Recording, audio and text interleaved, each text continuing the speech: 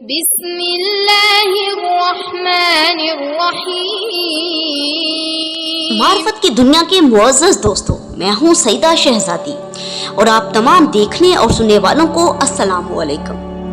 ناظرین گرامی، آج سے 6 سال پہلے کراچی کی سرزمین پر ایک بہت بڑی شخصیت کو بے دردی کے ساتھ مارا گیا۔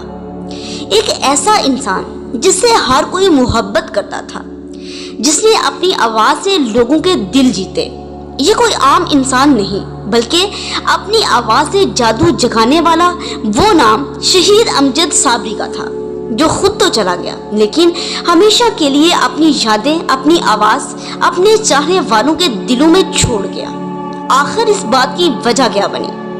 جس کے ہر طرف دوست ہی دوست تھے، اسے بے دردی سے کیوں مارا گیا؟ وہ جو 2 لڑکے جنہوں نے امجد صابری کو مارا تھا، ان کا ایک بیان سامنے آیا ہے۔ انہوں نے کہا کہ ہم نے صرف اور صرف اس لیے امجد صابری کو مارا کیونکہ وہ شیعہ تھے اور مرثیے بھی پڑھتے تھے اور نوحے بھی پڑھتے تھے، تو ہم نے اس لیے مارا۔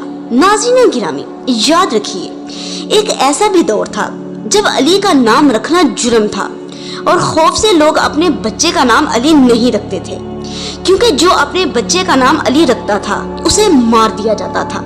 لیکن تاریخ نے اس بات کو خود ہی ثابت کیا کہ سارے دشمنوں کے تخت الٹ گئے، لیکن نہ تو علی علیہ السلام کا نام کم ہوا اور نہ ہی علی علیہ السلام کے چاہنے والے کم ہوئے۔ اللہم صلی علی محمد و آل محمد وعجل فرجہم اجمعین۔